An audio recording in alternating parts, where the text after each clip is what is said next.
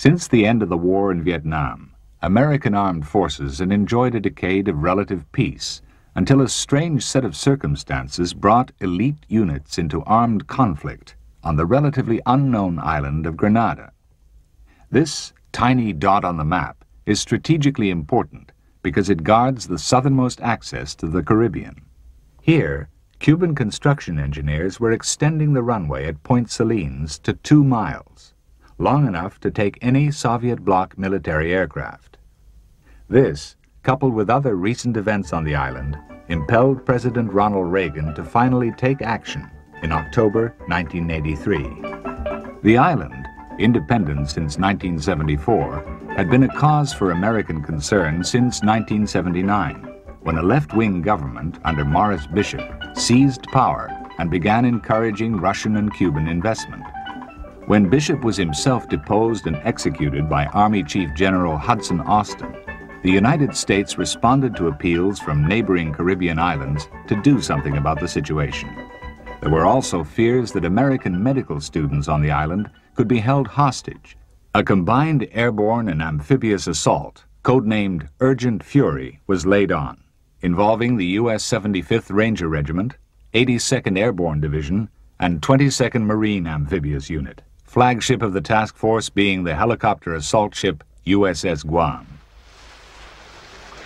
A primary task was the rescue of the Governor General, Sir Paul Scoon, from his residence outside the capital, St. George's. This was entrusted to a select Sea, Air, Land, or SEAL team, who preceded the main assault at dawn on Tuesday the 25th of October.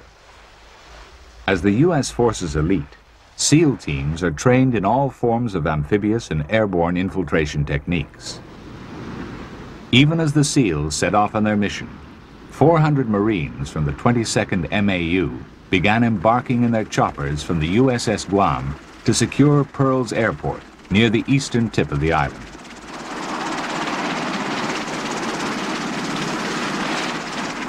The Guam carries some 25 Sikorsky CH-46 Sea Knight and CH-53 Sea Stallion helicopters in the assault role. Throughout the early stages of the campaign, official military cameramen using handheld video equipment covered many of the important actions. As it turned out, the 50 caliber machine guns in the Sea Knights were hardly needed.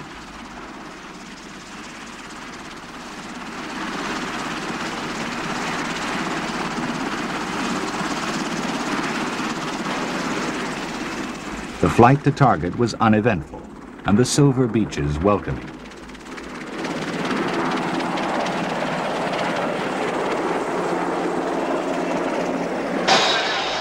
Although one helicopter was hit by light anti-aircraft fire and had to be abandoned, ground resistance was weak, and the remainder landed safely at 0536 hours.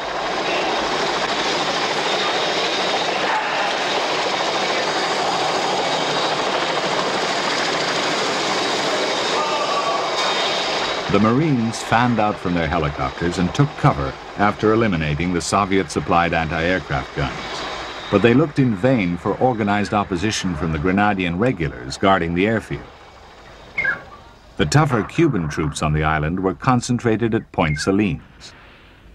Once Pearls Airport was firmly in their hands, the Leathernecks sent patrols into the surrounding countryside, closely supported from overhead by their Sea Knight helicopters, which would converge rapidly to lay down fire on any resistant stronghold.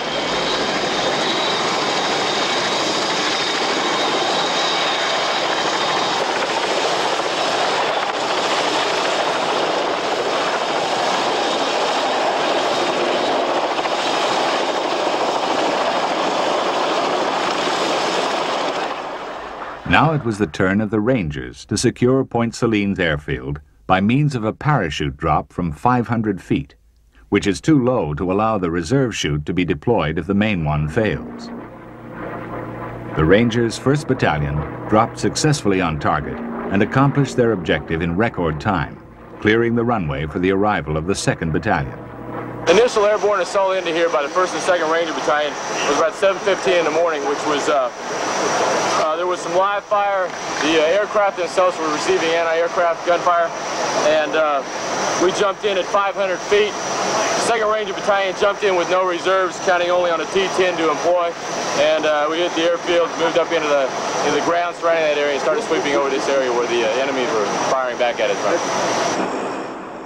The assault had airborne firepower support in the form of AC-130E Spectre gunships of the 16th Special Operations Squadron, 23rd Air Force, which flew from friendly Barbados to take out Soviet armor, as well as searchlights and flak installations on the island. Originally developed for Special Forces operations in Vietnam, the AC-130 is armed with 20mm M61 Vulcan 6-barreled cannon.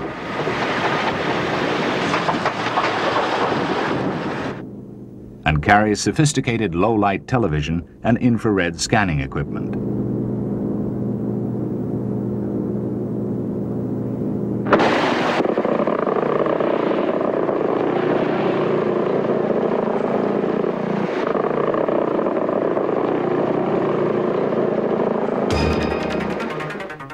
Further backup was provided by U.S. Marine Corps Bell AH-1T Cobra attack helicopters equipped with tow anti-tank missiles and a chin-mounted 7.62mm minigun. At the time, these were the most up-to-date version of the famous Huey Cobra, which had given such brilliant service in Vietnam.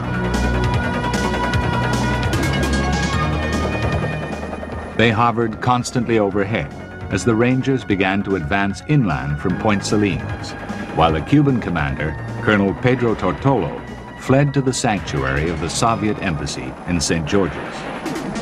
The Rangers' next objective was to clear the bluff overlooking the airfield, from which heavy sniper fire continued to pour. It was an anxious time for the medical students holed up in the True Blue campus near the eastern end of the runway. With only a relatively short endurance, the Cobras had to make regular returns to the warships of the task force, which included the carrier Independence and the amphibious assault ship Saipan.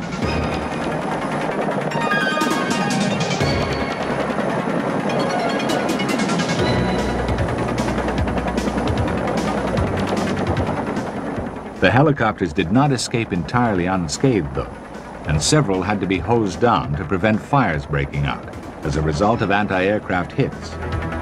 Here, a Sikorsky UH-60 Black Hawk general-purpose assault helicopter has its starboard engine cooled down.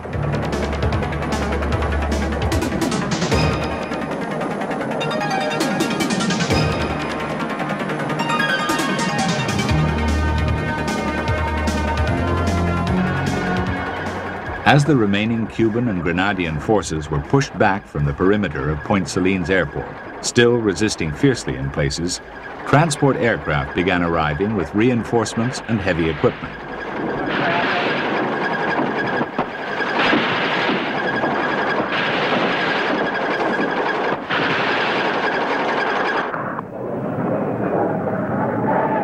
Both C-141 Starlifter and C-130 Hercules transports were used in this phase, some of them flown by Air National Guard crews.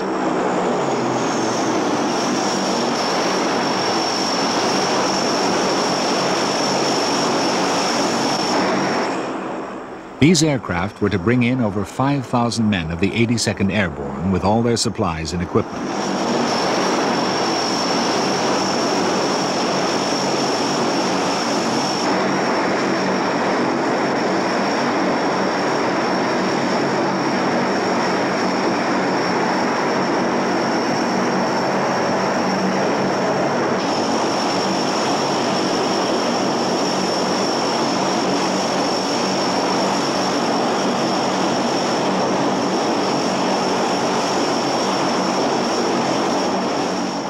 The 82nd's Jeeps, armed with machine guns, would provide heavy fire support.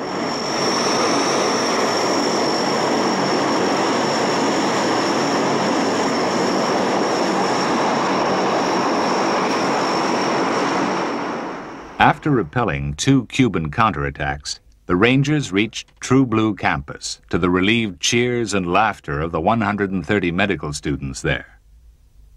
The operation took a mere 26 minutes and was over by 0850.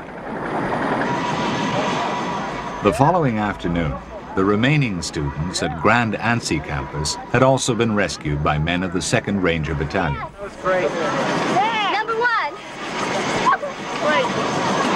My baby. Thank you, gentlemen. Thank you very much. Thank you. You guys say hello.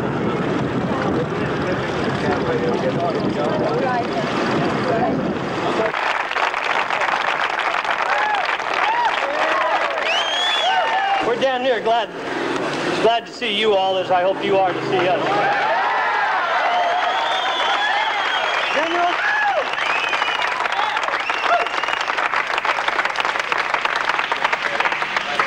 You owe one hell of a lot of thanks to these guys who went in and got you out.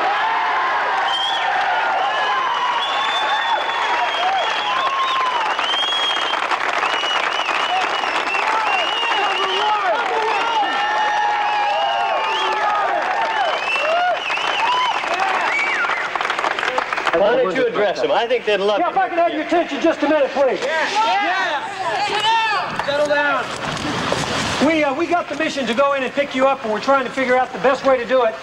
And we had someone down at the other school talking on a landline to make absolutely sure that we got you out without getting anyone injured. We were going to go in at 1500, and we had to put it off because we had to shoot a preparation over in the Cuban area. That who's the guy who talked to us on the telephone?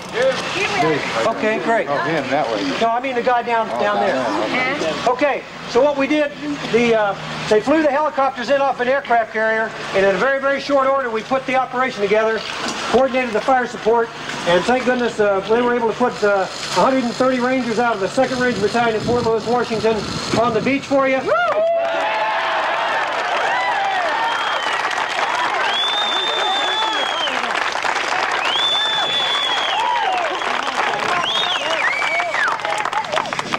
But we couldn't have got there without the aviators, which took ground-to-air fire in their aircraft, and we had to abandon one CH-46 on the thing. So we deserve those guys a grip.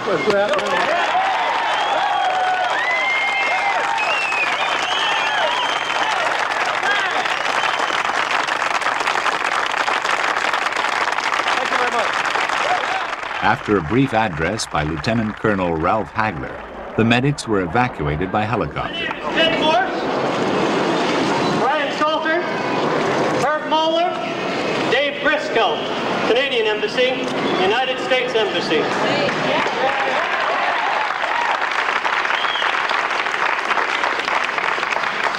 We're here to make sure you guys get home tonight.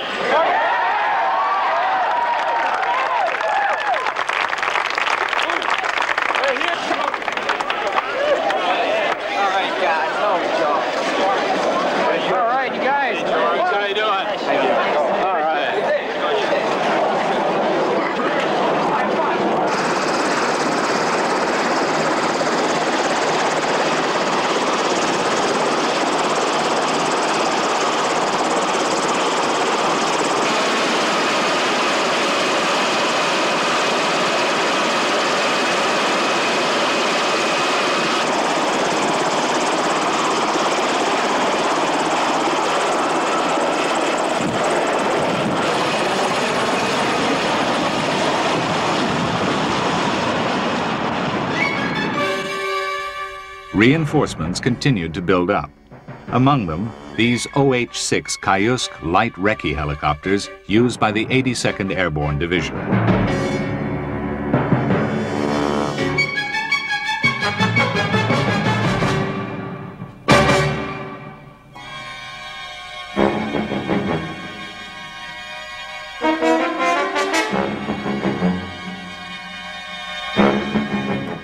Cuban prisoners, many of them blindfolded, were kept under guard by alert Rangers, armed with M16 rifles and M60 machine guns.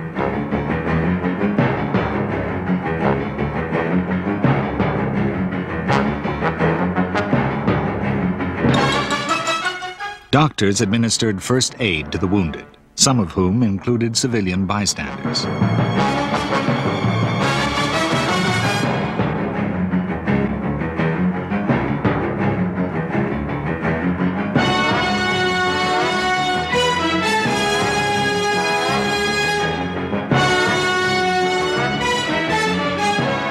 members of the 1,000-strong regular Grenadian army and the local militia were carefully segregated from the Cubans.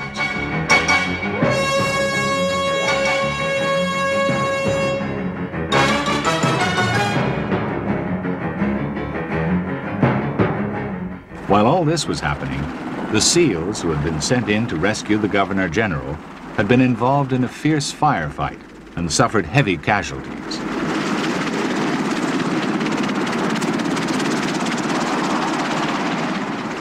Two helicopter gunships which had attempted to support them had been shot down, but Marine reinforcements flown in by CH-53C Stallions began to arrive.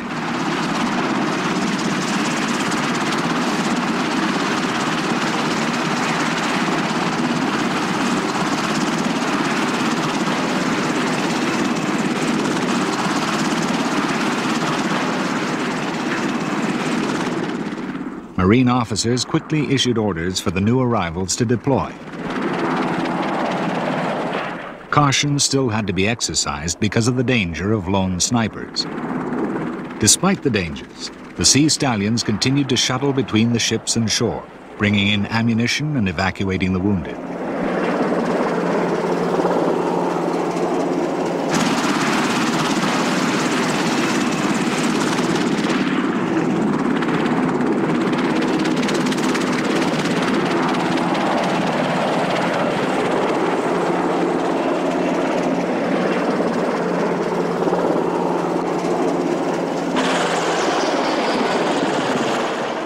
With the first phase of the operation successfully over, and the 82nd Airborne now at Point Salines to relieve the Rangers, the USS Guam moved around the coast to land fresh troops at Grand Mal Bay.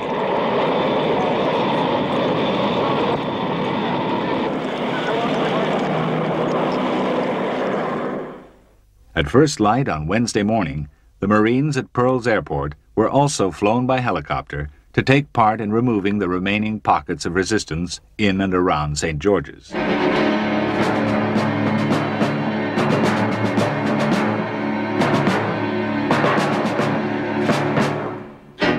Pressing uphill through the narrow streets, the troops encountered little resistance, but received a great deal of help from local inhabitants who readily pointed out features on maps and showed where the enemy was most likely to be.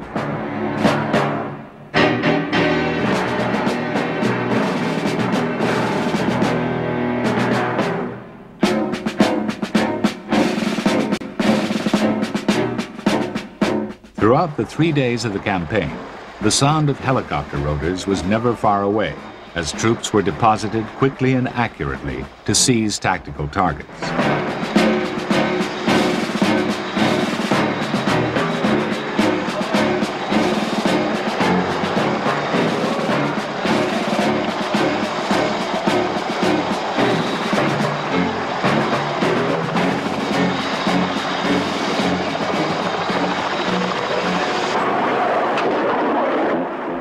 Top cover was provided by Vought A-7 Crusader IIs, Grumman A-6 Intruders, and even F-14 Tomcats from the USS Independence.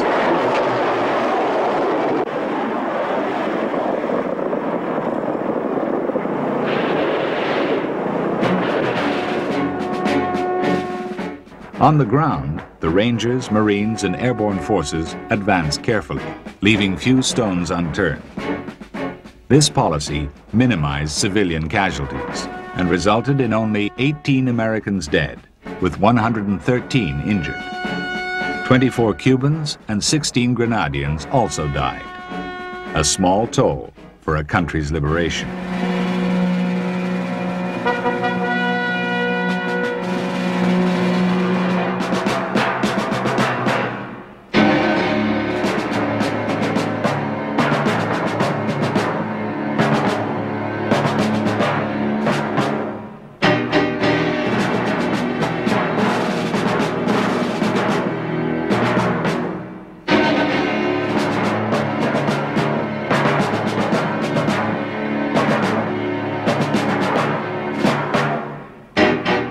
Superior communications allowed the U.S. forces to locate and concentrate firepower against enemy pockets of resistance.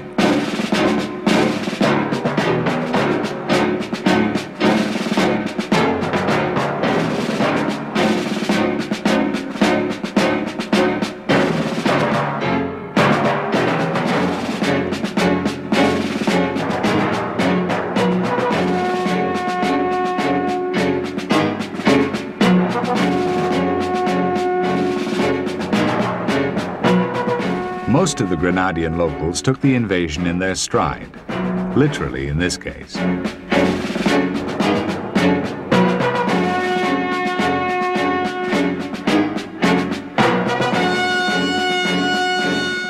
Although streets were cleared when the machine guns appeared, watching a small piece of history being made had an obvious fascination for many people. Peering from balconies or windows, or around the corners of doors, the Grenadian locals watched the Americans with huge interest.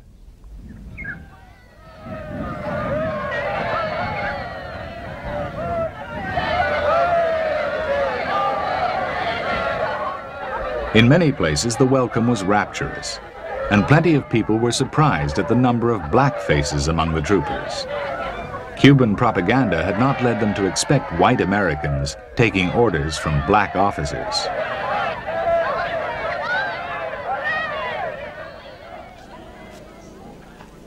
Even members of the People's Revolutionary Army seemed jaunty after capture.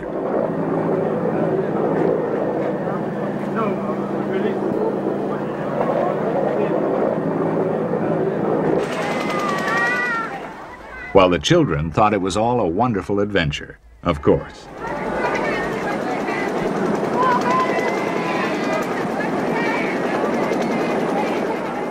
To support the troops, the USS Guam had offloaded 13 LVTP-7 amphibious assault vehicles, as well as 5 M60 tanks.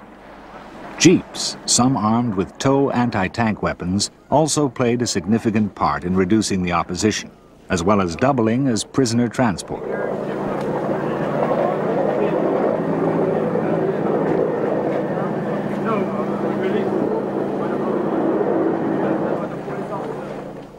A wide variety of Eastern Bloc and Cuban arms was captured, including this 82mm B-10 recoilless gun.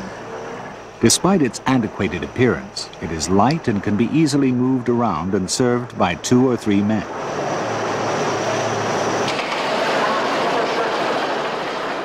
The ZU-23 twin-barreled anti-aircraft gun is a favored weapon throughout the Warsaw Pact, and if competently manned, is lethal against low-flying aircraft.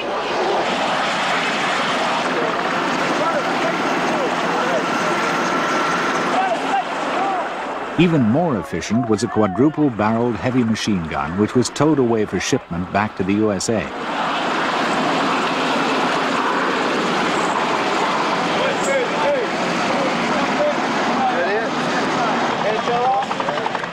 Large stocks of ammunition and small arms were also captured. These included the efficient AK-47 assault rifle. Cobras remained alert, even while the ground forces were eliminating the last pockets of resistance.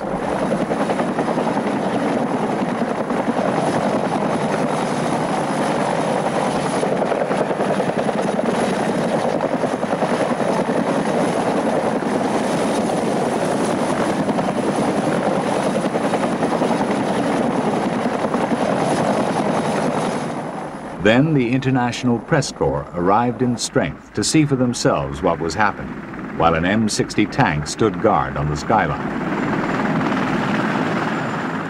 The CO of the 22nd Marine Amphibious Unit, Lieutenant Colonel Ray Smith, made his point forcefully in an unofficial briefing. Before you ask me a question, I'd like to give you a couple of suggestions. Now, you can do what you want to do. The people around here, though, are the story, in my view. The last,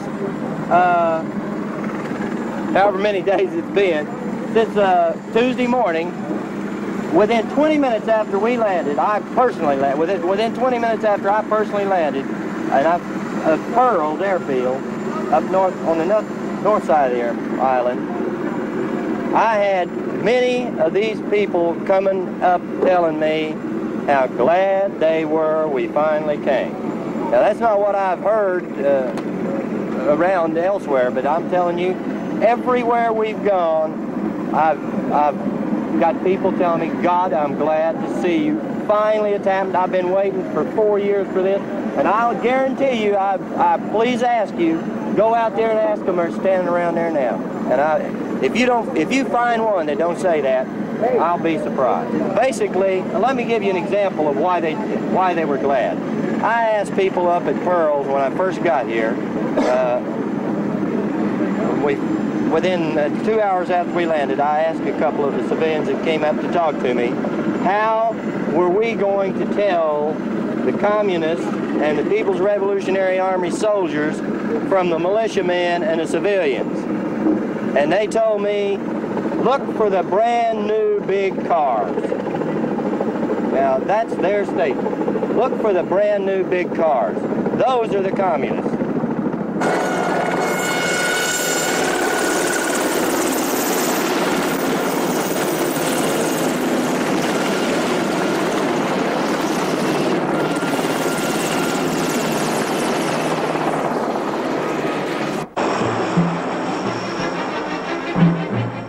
Those people who might have tried to say that American intervention in Grenada was an example of U.S. imperialism were deflated by the fact that a contingent of 400 troops was supplied by the Organization of East Caribbean States. This included men from Barbados, Jamaica, Dominica, St. Kitts, Antigua, and St. Vincent, who would remain as a peacekeeping force when the Americans withdrew.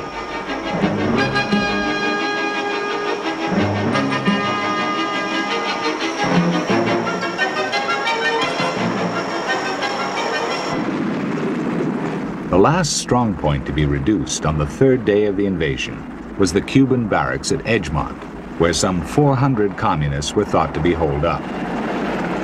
First, men of the 82nd Airborne surrounded the compound. Then, the Rangers' 2nd Battalion flew into the attack in UH-60 Blackhawks. Unfortunately, 3 helicopters crashed, causing 3 fatalities and 15 injured, while the barracks were actually found to be virtually deserted. It had been a different story at Calvini Barracks the previous day, when 2 Blackhawks crashed under heavy fire, the pilot of one and a Ranger being killed. But the Rangers had knocked out the opposition and had reason to be proud.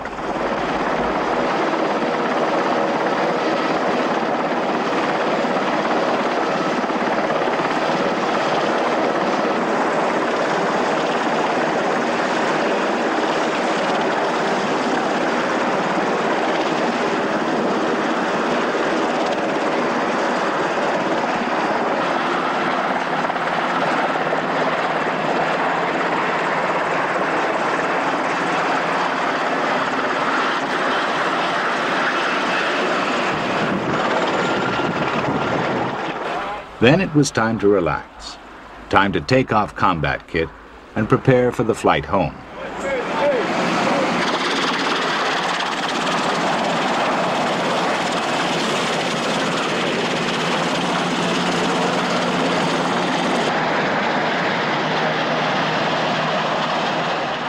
Within a few days, all American troops had left the island, apart from some engineers who remained to complete the rebuilding of Point Selene's airfield. The operation had proved America's rapid deployment capability and restored democracy to the Southern Caribbean. That's what went through my head when the top I'm Lieutenant Bowen from Charlie Company, 1st Ranger Battalion, 75th Infantry, out of Fort Stewart, correction, Hunter Army Airfield, Georgia. And this is Charlie Company. These are the men who did all the work, and real proud of them. They did a real fine job, ready to go home now, and our company had no casualties, no one got hurt even, and we're real happy to be going home. In fact, right there, we hope to be boarding very quickly. The task force commander, Rear Admiral Joseph Metcalf, had the final word. Shaking hands with a real pro. Yes, sir. Good to have you here. Welcome back. Good to have you. Damn it, it's good to have you here. I know it's good to be here. Welcome back. Thank you, gentlemen. Good to have you. What do you think I am? Admiral. That way. Goddamn, that's what kind of record. Oops, for an admiral, huh? Good to have you here. Welcome back. First rate. Good to have you, pro. God damn it. have entered warriors. Some of you guys may not know, but I'm in the Navy. I'm supposed to be running this whole thing. But I'll tell you who's really running it, who's really making it go are you people right here. And last night you weren't watching television. But anyway, the president went on television, and he recognized the contribution that you're making. He recognized you guys down here in Grenada.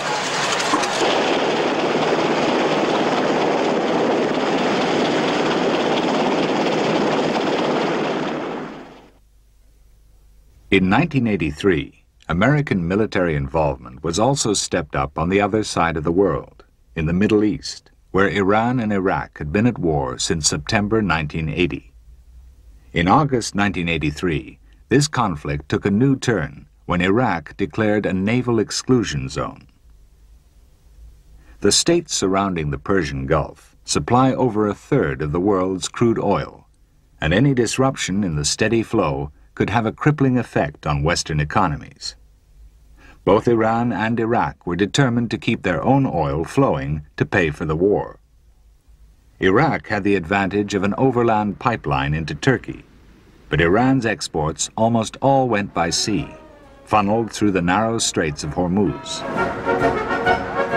The United States had already said it would do whatever was necessary to keep the straits open to international traffic. A mixed task force of American, British, French, and Australian naval vessels had helped provide escort for neutral tankers since the beginning of the war. Despite this, there had already been a few casualties and shipping losses. The tankers generally traveled in convoy for mutual protection, hugging the coastline either side of the Gulf to gain protection from shore-based anti-aircraft batteries. Helicopters were used extensively as decoys against hostile missiles, using their speed and maneuverability to escape being hit at the last moment. They were not always successful, though, as the tanker Bridgeton discovered in 1987 when an Iraqi Exocet found its mark.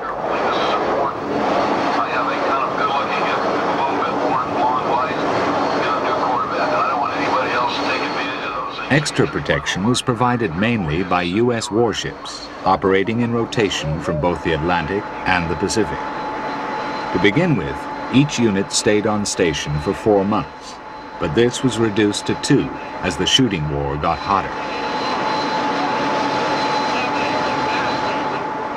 After France supplied Iraq with long-range Super Étendard naval strike aircraft and Exocet missiles, Iran responded by threatening to close the Straits of Hormuz. In 1986, they installed Chinese Silkworm anti-ship missiles around Bandar Abbas Air Base. On board U.S. warships in the Gulf, crews were almost permanently at action stations. Any more? Steering range. How's 35 minutes? One of the principal weapons deployed was the Stinger man-portable anti-aircraft missile. This lightweight system fires a missile at over twice the speed of sound to a range of some 3 miles, guidance being by passive infrared sensor. It's a very accurate weapon, which incorporates an identification friend or foe mechanism to prevent friendly aircraft being shot down by mistake. Stinger is only one of the anti-aircraft systems used on modern American warships. The most sophisticated is the Aegis radar tracking system, fitted to Ticonderoga-class guided missile cruisers. This can track multiple targets simultaneously and fire standard SM-2 medium-range missiles from banks of launches. The SM-2 is a supersonic missile with semi-active homing and a range of over 15 miles.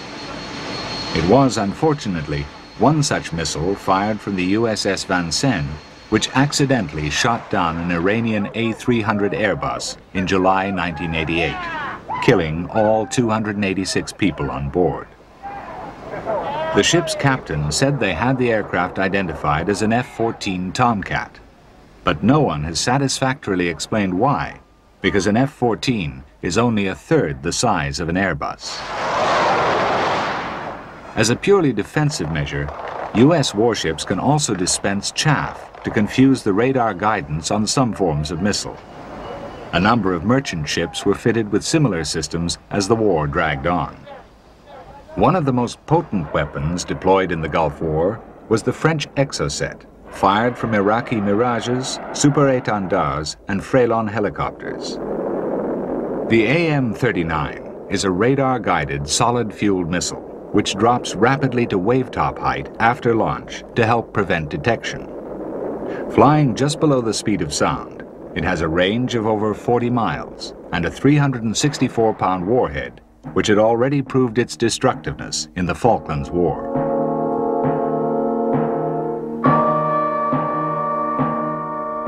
In May 1987, the 3,700-ton frigate USS Stark became the first American warship to be hit by an Exocet. Modern warships only have light armor, relying on their anti-missile defenses to prevent a hit in the first place. In this case, the ship's Phalanx close-in weapon system was unable to cope. As a result, the Iraqi Exocet blew an enormous hole in the hull and superstructure just below the bridge, killing 37 men. However, the Stark was not holed below the waterline and managed to limp to safety, escorted by other warships.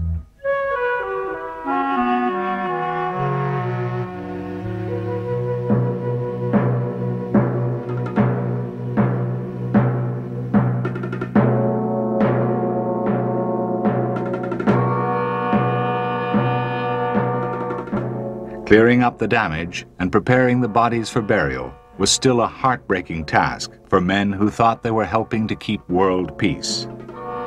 Ironically, although 274 ships of different nationalities were attacked by Iraqi Exocets and Iranian Maverick missiles during 1987 alone, with 64 deaths, the lumbering tankers suffered the least.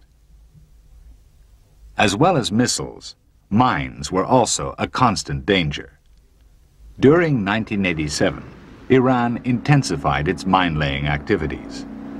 In September that year, the U.S. Middle East Force flagship La Salle intercepted an Iranian landing craft, the Iran Aja, converted to the mine-laying role. On board were dozens of Mark M08 percussion-fused mines packed with 250 pounds of explosive, preset to lie about 40 feet beneath the surface, where they would do the most damage to a tanker. The mines were not fused, but were otherwise fully warmed up, ready to be laid. The Iranians seemed careless of whose ships suffered. Part of the reason for this was that both Kuwait and Saudi Arabia sided tacitly with Iraq in the conflict, and their vessels became prime targets for the Iranians. The tankers generally survived attacks from either mines or missiles, though, because of their sheer bulk and carefully compartmented construction. But not all were lucky. The commander of La Salle provided his own commentary. The waters west of Farsi Island, where the Bridgeton was hit, are international waters. I think the principle is the same. International water is international water, and that's where they're laying mines, and it's wrong. But essentially, it was right under the noses of U.S. forces. Perhaps they were a bit bolder than they should have been. But again, the key here is not to be complacent, to use your forces as well as you can. But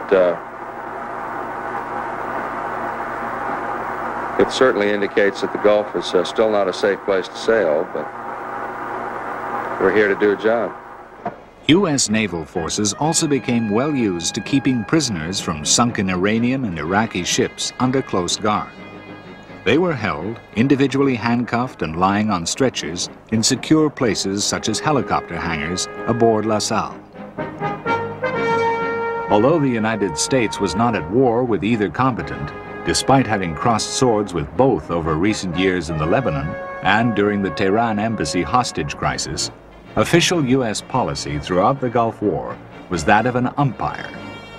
It was, however, a policy called into question during the so-called Iran-Gate scandal, when it was revealed that the Reagan administration had been secretly dealing with both sides.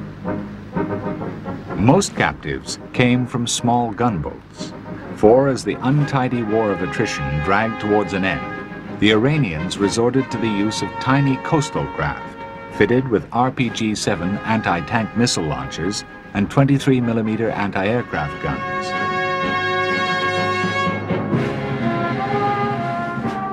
One such boat was discovered drifting abandoned by the crew of the USS Stark's sister ship, Reuben James. This was the fourth such craft captured by the American Middle East Force in a single 6-month period. Western navies were not alone in patrolling the Gulf to help prevent the conflict spreading. The Soviet Navy also maintained a presence of about 25 surface ships and submarines throughout the conflict, including Krivat-class patrol vessels. Slightly smaller than the Reuben James and Stark, these are armed with anti-submarine as well as anti-aircraft missiles and 100mm guns.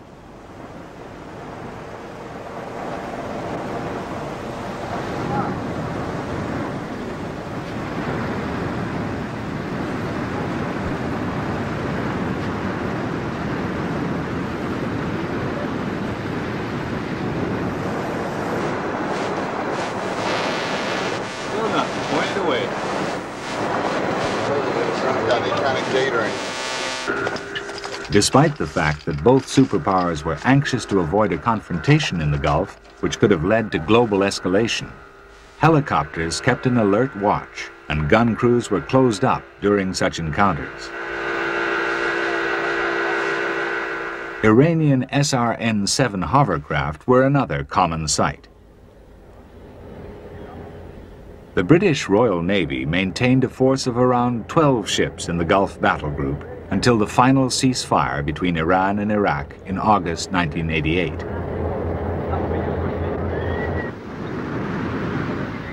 Working closely with U.S. warships, one of the greatest contributions made by the Royal Navy was in minesweeping. Frigates and destroyers regularly streamed paravanes on steel wires to cut through the mooring lines of submerged mines and bring them to the surface, where they could be destroyed by machine gun fire. The minesweepers normally operated in threes to clear a channel wide enough for a supertanker. Each vessel in the flotilla following directly behind the paravane trailed by the ship in front to give complete overlap.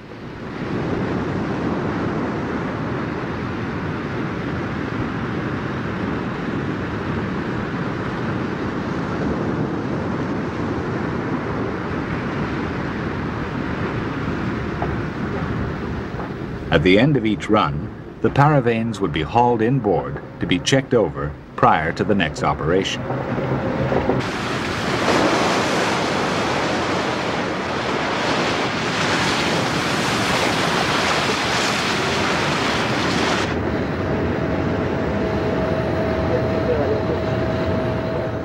To counter the threat posed by free-floating acoustic or magnetic mines, which cannot be swept by conventional means, the Royal Navy also deployed remote-controlled submersibles. Originally designed for the underwater inspection of offshore oil rigs, these have now become standard mine-hunting equipment.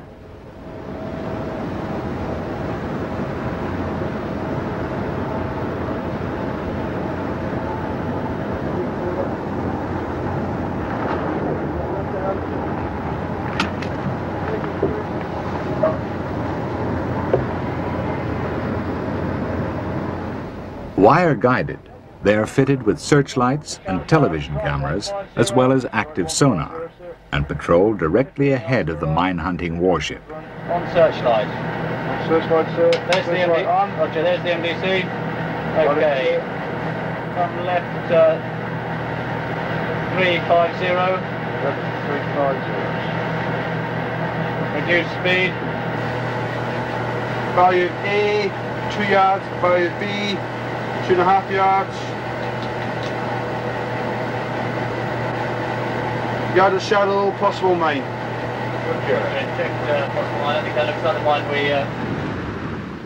After detection, the mines could be destroyed by rapid fire from the 20mm Oerlikon cannon now fitted to most Royal Navy warships.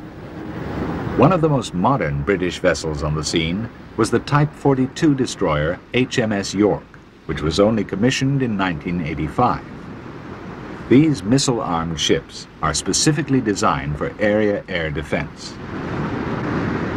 While the U.S. Navy continues to maintain a presence in the Gulf, the British warships have now been recalled to other duties. In April 1988, the United States Navy took drastic action in retaliation for the Iranian mine-laying. Since the Karg Island oil terminal had come under repeated Iraqi attacks since early in the war, Iran had switched much of its production to the offshore rigs at Sasan and Siri. On the 18th of April, the frigate USS Samuel B. Roberts issued a warning to the crews of both platforms that they were going to be destroyed. After the Iranians evacuated the platforms, sailors from the Roberts boarded them and discovered large numbers of anti-aircraft guns and missiles. The platforms were then destroyed by gunfire, while aircraft from the carrier Enterprise prevented any interference.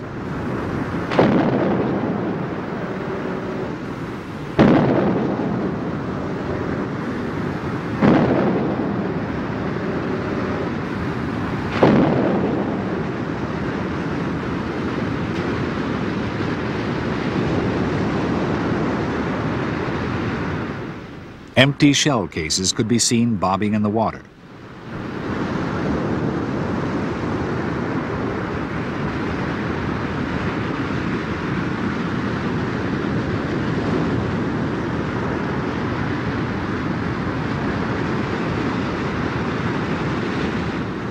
The Iranian boats tried foolishly to attack the Roberts and were blown out of the water.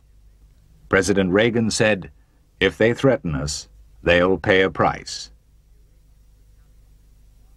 The Iranians retaliated to the loss of the rigs by sending patrol ships into the Strait of Hormuz in a frontal attack on warships of the Middle East Force.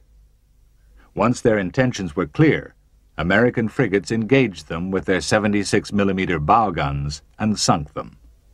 An Iranian fighter aircraft was also shot down by a Standard missile. General quarters, all hands man your battle stations. This unique footage shows the bridge aboard the USS Vincen while under attack by a number of Iranian gunboats. It is typical of operations during the Gulf War. During this action, she fired on and destroyed an Iranian Airbus airliner. Iranian Revolutionary Guard patrol boats maneuvering at speed 4 nautical miles northwest of Van Sheikh 2. Your actions are not in accordance with the rights of innocent passage. Leave Omani territorial waters immediately. Now, Parakat Contact 010.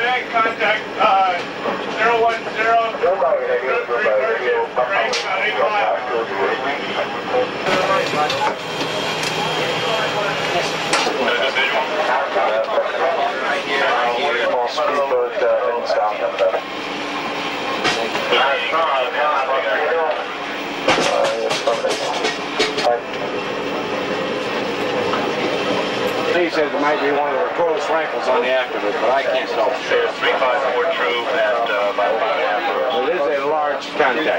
354 true.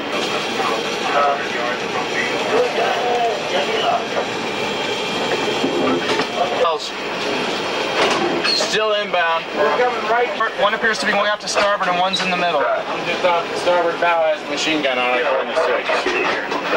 Fast move, just off the starboard bow.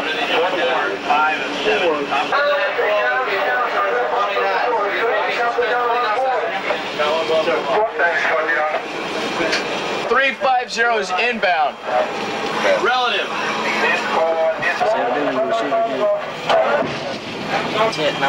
Hello?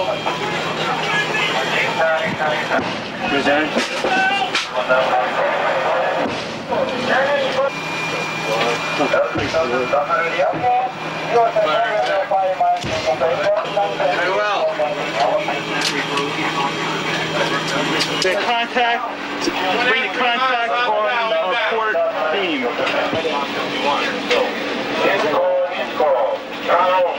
Oh, 5 degrees up there. Oh man, he's right behind him. 300.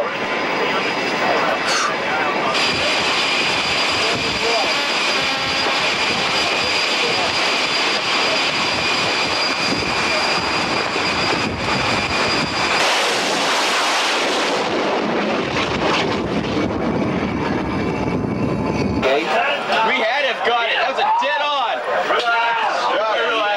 Ethan on is down. Back it up.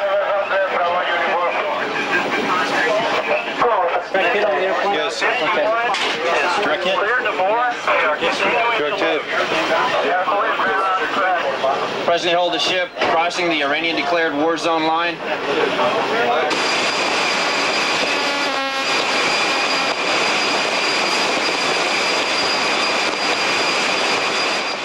By July 1988, with the Iraqi army in Basra and a new offensive gaining momentum, it was obvious that Iran could no longer continue the war.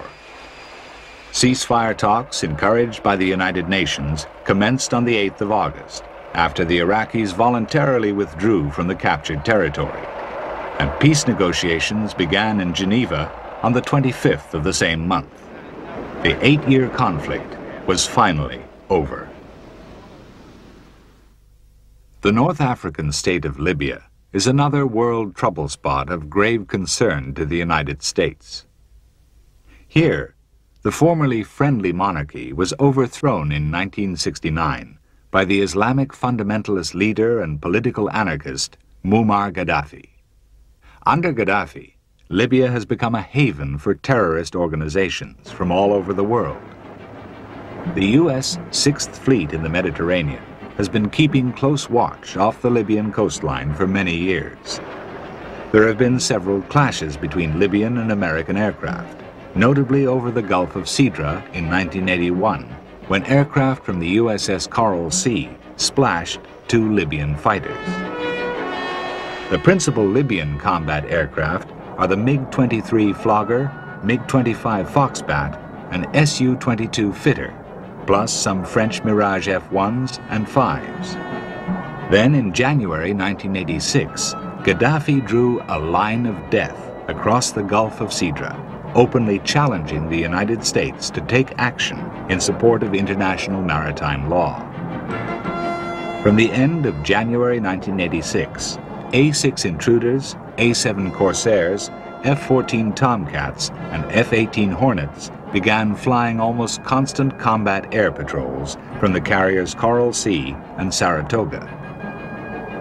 The fighters carried a full load of Sparrow and Sidewinder air-to-air missiles at all times and carried out several interceptions of Libyan aircraft which ventured towards the carrier groups.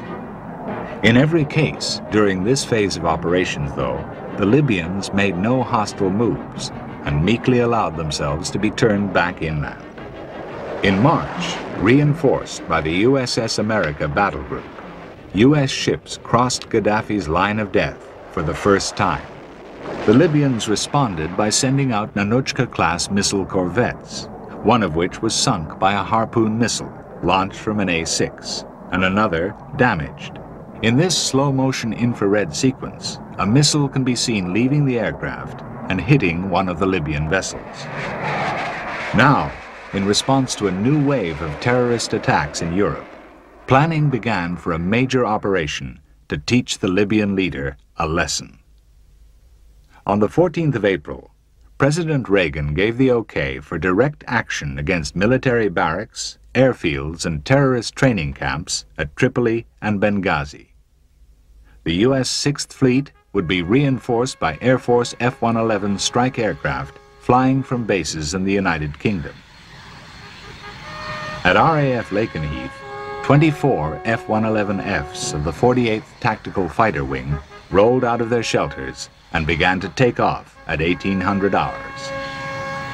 They were supported by 4 EF-111 Raven electronic countermeasures aircraft from the 42nd Electronic Combat Squadron at Upper Hayford. Because both France and Spain refused to allow the aircraft to overfly their airspace, the flight path had to be routed over the sea. Meanwhile, the carrier groups also maneuvered into position for their own attacks. The F-111s used in the strike were all armed with the AntiTank weapons system. This is a streamlined pod which rotates out from the aircraft's belly when in use. It contains sophisticated terrain-following radar, as well as infrared and laser target designators, which guide modern smart bombs accurately onto target. The bombs dropped on this mission were 2,000-pound Mark 84 paveway laser-guided weapons and 500-pound Mark 82 Snake Eyes. In-flight refueling was accomplished in 4 stages on the outward journey and 2 on the return by KC-10 and KC-135 tankers from Fairford, Mildenhall, and NATO bases in Italy. Official Air Force targets in and around Tripoli were the Libyan Frogman HQ at Sidi Bilal, Gaddafi's command post headquarters in the Azizia barracks, and military transports at Tripoli Airport.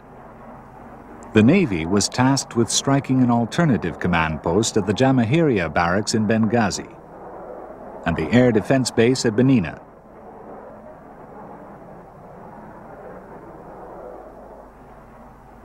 As the F-111s approached their targets, the AntiTank pods were swung out in the terrain-following mode, and the laser designators switched on to warm up.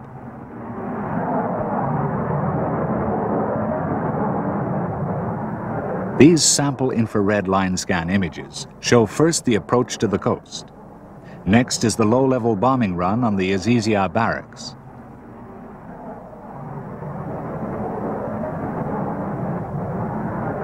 Gaddafi's circular white tent and even the tent poles are clearly visible. Members of his family were reportedly killed and wounded here. Finally, the F-111s approached Tripoli Military Airport. Here, 5 Ilyushin 76 transports on the ground are severely damaged by snake-eye retarded bombs. In the Libyan capital, the attack erupted. Libya possessed SA-3 and SA-5 surface-to-air missiles, and certainly fired many of her 23, 30, and 57mm anti-aircraft guns.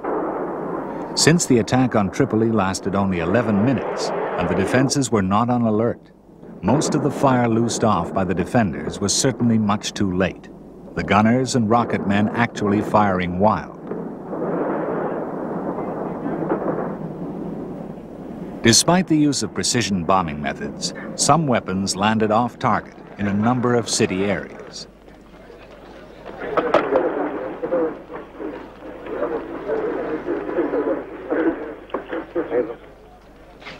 There were civilian casualties, perhaps as many as 300. Hospital wards began to fill up.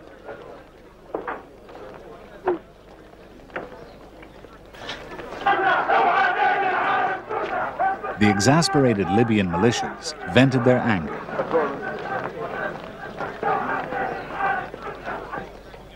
In the Tripoli suburb of Bin Ashur, close to the Libyan National Security Building, the French embassy was hit.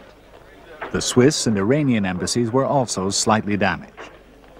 It is probable the damage was also caused by Libyan SAMs, which had missed their targets, falling back to earth.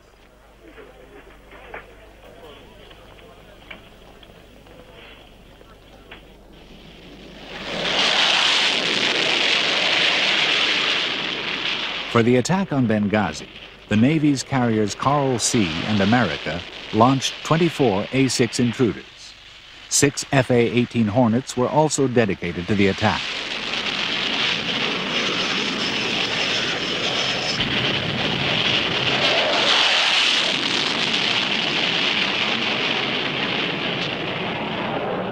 Main strike was provided by the intruders, mostly armed with 750-pound bombs.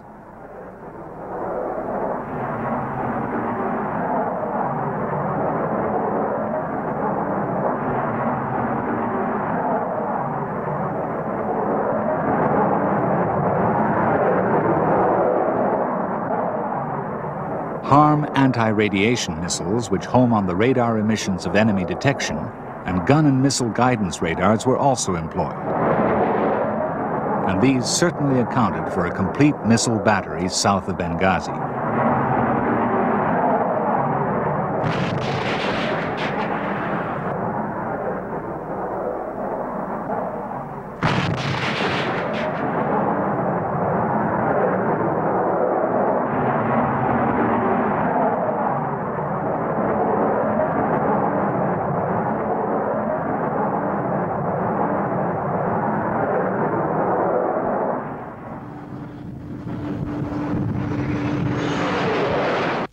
The strike against Benina probably prevented the Libyans from scrambling their potent Mirage F-1 and MiG-25 Foxbat interceptors before the U.S. aircraft had departed Libyan airspace. In all, both raids actually lasted only 13 minutes. Shortly afterwards, one F-111 was reported downed, and a search and rescue mission was launched from the carriers. Unfortunately, the two-man crew were lost. Major Fernando Ribas Dominici and Captain Paul Lawrence were subsequently awarded posthumous air medals. The remainder of the strike force returned safely to their bases, although one F-111 had to divert to Rota in Spain because of an overheating problem. The first F-111 touched down back at Lakenheath at 0630 hours the following morning. Mission accomplished.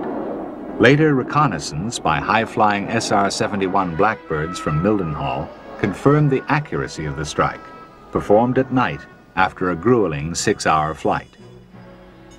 The next direct clash between America and Libya took place on the 4th of January 1989. Tension was high because of disclosures that Libya was building a chemical weapons plant at Rabta. Two F-14 Tomcats had taken off from the USS John F. Kennedy on a routine patrol when, at 11:55 hours, an E-2C Hawkeye warned them that two Libyan MiG-23 floggers had just taken off. As the Libyans drew closer, the F-14 weapons officers locked on their missile guidance radars. The MiGs ignored this warning and continued to close in an attack mode. The leading Tomcat fired two Sparrow air-to-air missiles, which missed. The Libyans turned towards the wingman, who fired a Sparrow which hit one MiG, then followed through with a Sidewinder, which splashed the other. Okay, he's got a missile off. Breaking right. Good hit on one. Roger that. Good kill. I've got the other one. Select Fox 2. I got Fox 2. Shoot him. I got a tone. Got the second one. I got the second one on the nose right now. Hey, I'm high cover on you. Get it, lock him up. Lock him up. Bam, shoot him, Fox 2. I can't, I don't have a tone. So what?